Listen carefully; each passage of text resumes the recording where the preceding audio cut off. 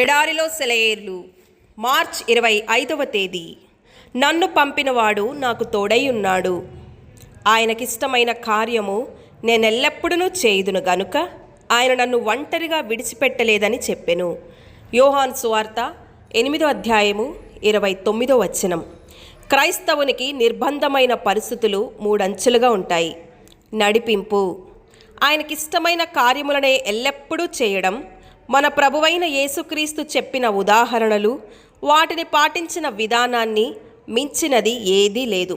వ్యక్తిగత సంబంధము, ప్రవర్తనలపై రాసిన గ్రంథాలన్నిటిలో విశ్వాసము, ప్రవర్తన గురించి వ్రాయబడిన వాటన్నిటిలో ఇంతకు మించిన సామాన్యమైన ముఖ్య సారాంశం ఎక్కడా కనిపించదు. అదేమంటే క్రీస్తుకు ఇష్టమైన కార్యములనే ఎల్లప్పుడూ జరిగిస్తూ ఉండడమే. కర్తవ్యం. ఎప్పటికీ మనకు మాదిరి అయిన క్రీస్తు తన దైవిక ఆదేశాన్ని గుర్తించి అంగీకరించాడు.